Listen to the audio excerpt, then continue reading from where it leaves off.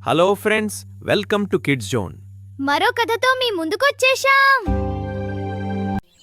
పచ్చని పొలాలు, వాటితో పాటు ఆకాశాన్ని తాకి ఎత్తైన కొండల మధ్య ఒక చిన్న అందమైన గ్రామం ఉంటుంది.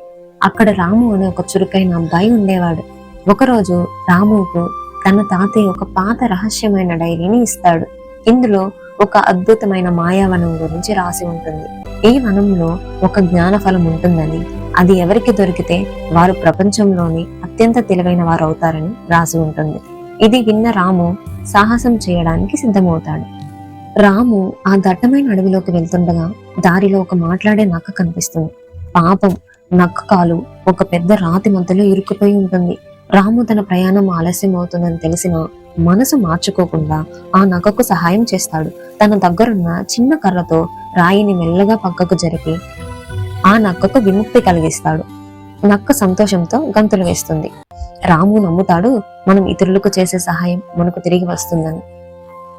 ఇప్పుడు మాయావనం లోపలికి వెళ్లాలంటే రాము 3 అద్భుతమైన పరీక్షలు ఎదుర్కోవాలి. ప్రతి పరీక్ష వద్ద ఒక మెరిసిపోయే మాయా ద్వారం ఉంటుంది. ఆ ద్వారం తెరవాలంటే ఒక ఆసక్తికరమైన పొడుపు కథకు సమాధానం చెప్పాలి. మొదటి పరీక్ష. దారిలో రాముకి ఒక బంగారు నాణాలతో నిండిన సంచి కనిపిస్తుంది.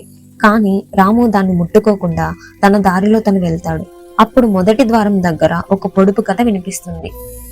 నేను అందరికీ కనిపిస్తాను, కానీ నన్ను ఎవరూ పట్టుకోలేరు. వెలుతురు ఉంటే నీ వెంటే ఉంటాను, చీకటి పడితే మాయమవుతాను. నేనెవరిని? నీడ. రాము సమాధానం చెప్పగానే అతని నిజాయితీని మెచ్చుకుంటూ మొదటి ద్వారం తెరుచుకుంటుంది. రెండవది ధైర్య పరీక్ష. రాము ఇప్పుడు ఒక చీకటి గృహను దాటాలి. అక్కడ భయంకరమైన శబ్దాలు వినిపిస్తాయి. కానీ రాము భయపడకుండా తన తాతయ్య చెప్పిన ధైర్యం అనే మంత్రం చదువుకుంటూ ధైర్యంగా ముందుకెళ్తాడు. అప్పుడు రెండవ పొడుపు కథ వినిపిస్తుంది. నాకు రెక్కలు లేవు, కానీ గాలిలో ఎగురుతాను. నాకు కళ్ళు లేవు, కానీ కన్నీళ్లు పెడతాను. నేనెవరిని? మేఘం. రాము ధైర్యంగా జవాబు చెప్పగానే చీకటి మాయమై చుట్టూ వెలుతురు కనిపిస్తుంది. మూడవ పరీక్ష తెలివితేటల పరీక్ష. చివరగా ఒక పెద్ద కొండ రాముకి ఒక చిక్కు ముడి వేస్తుంది. నేను పెరిగే కొద్దీ నువ్వు తక్కువగా చూడగలవు. నేనెవరిని? చీకటి. ఈ సమాధానంతో రాము తెలివితేటలు రుజువవుతాయి. మాయావనం లోపలికి దారి దొరుకుతుంది.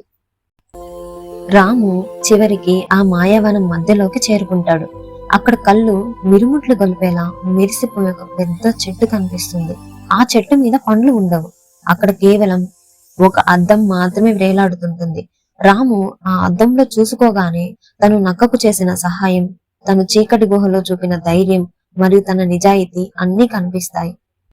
చివరిగా రాముకి తన తాతయ్య చెప్పిన మాయావనంలో ఉన్నటువంటి జ్ఞానఫలం ఒక పండు కాదని, అది ఒక మంచి ప్రవర్తన, దయ మరియు ధైర్యమే అసలైన జ్ఞానఫలం అని తెలుసుకుంటాడు. రాము సంతోషంగా తిరిగి తన గ్రామానికి వస్తాడు. ఇప్పుడు తన దగ్గర మాయ శక్తులు ఏమీ లేకపోయినా ఒక గొప్ప వ్యక్తికి ఉండాల్సిన ఉన్నతమైన లక్షణాలు ఉన్నాయి. ఈ కథ ద్వారా మనం తెలుసుకున్నది ఏంటి అంటే, మంచి ప్రవర్తనే మహాజ్ఞానం. వివరంగా చెప్పాలి అంటే, నిజమైన జ్ఞానం అంటే కేవలం పుస్తకాల్లో ఉండేది కాదు. మనం ఇతరుల పట్ల చూపే దయ, కష్టాల్లో చూపే ధైర్యం మరియు ఎప్పుడూ పాటించే నిజాయితీలోనే అసలైన జ్ఞానం దాగి ఉంటుంది. మీకు కనుక మా వీడియోస్ నచ్చినట్లయితే please do like, share, comment and subscribe to our channel.